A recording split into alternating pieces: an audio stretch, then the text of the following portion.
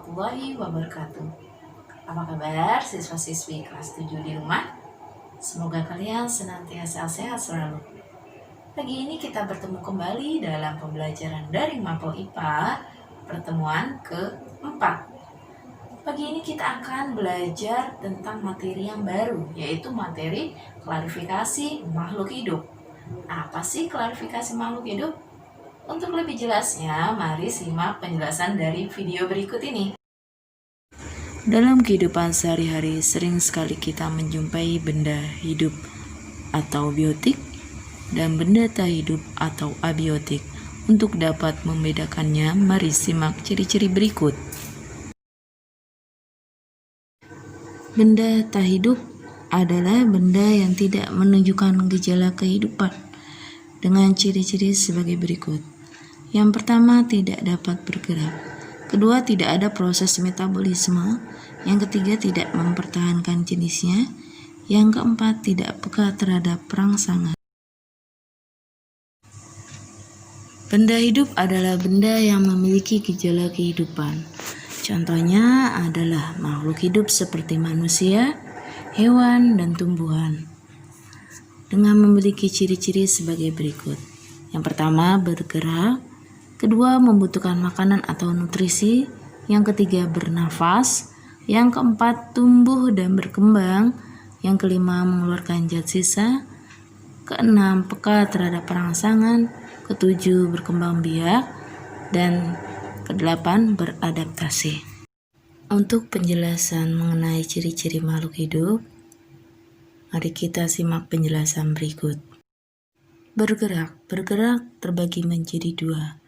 Yang pertama, bergerak secara aktif, yaitu berpindah tempat secara bebas dengan menggunakan alat bantu gerak, seperti kaki pada manusia, sayap pada burung, dan sirip pada ikan. Yang kedua, bergerak secara pasif. Bergerak secara pasif adalah bergerak dengan tidak meninggalkan tempatnya. Contohnya pada tumbuhan. Tumbuhan bergerak mengikuti arah cahaya matahari, gravitasi bumi, dan gerak tumbuhan lainnya. Ciri makhluk hidup selanjutnya adalah memerlukan makanan.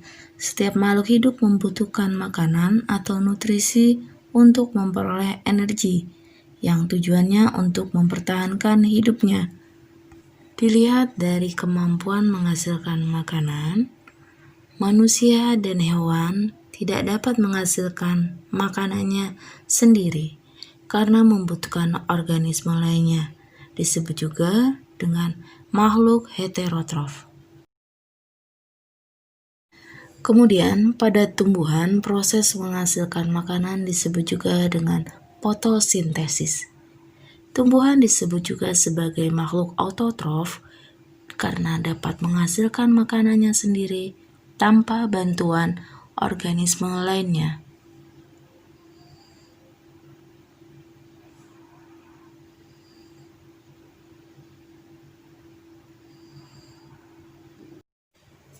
Ciri makhluk hidup berikutnya adalah bernafas. Bernafas adalah proses menghirup oksigen dan diubah menjadi energi dengan proses kimiawi serta mengeluarkan zat sisa berupa karbon dioksida dan uap air.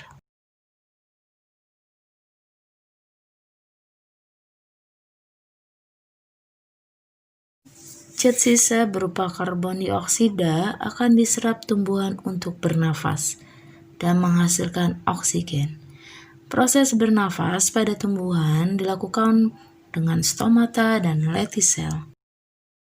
Ciri berikutnya adalah tumbuh dan berkembang.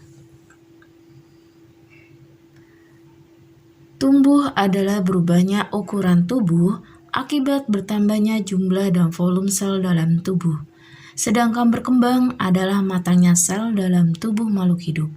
Pertumbuhan bersifat irreversibel yang artinya tidak dapat kembali ke bentuk semula. Pertumbuhan pada manusia dan hewan bersifat terbatas. Sedangkan pada tumbuhan, pertumbuhan dapat terjadi terus selama tumbuhan tersebut hidup. Ciri berikutnya adalah mengeluarkan zat sisa.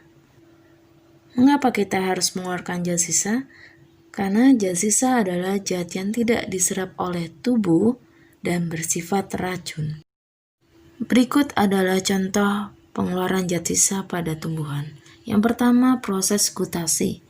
Gutasi adalah proses pelepasan air dari jaringan daun.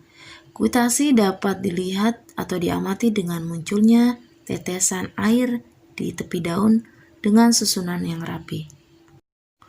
Sedangkan transpirasi adalah proses penguapan air melalui stomata ke udara. Pengeluaran zat sisa terbagi menjadi 4, yaitu yang pertama ekskresi, yaitu pengeluaran zat sisa berupa cairan, contohnya keringat dan urin. Kemudian defikasi, yaitu pengeluaran zat sisa berupa feses. Yang ketiga, ekspirasi, yaitu pengeluaran zat sisa hasil dari respirasi berupa karbon dioksida. Kemudian yang keempat, yang baru saja kita bahas, gutasi dan transpirasi, yaitu pengeluaran air dari tubuh tumbuhan. Peka terhadap perangsang. Peka terhadap perangsangan adalah kemampuan tubuh memberikan tanggapan terhadap perangsangan. Sedangkan iritabilitas adalah kemampuan makhluk hidup untuk menanggapi rangsangan. Tumbuhan memiliki iritabilitas terhadap rangsangan yang menghasilkan gerak. Contohnya pada daun putri malu. Contoh iritabilitas berikutnya adalah kita akan menutup mata ketika kita menerima cahaya yang berlebih.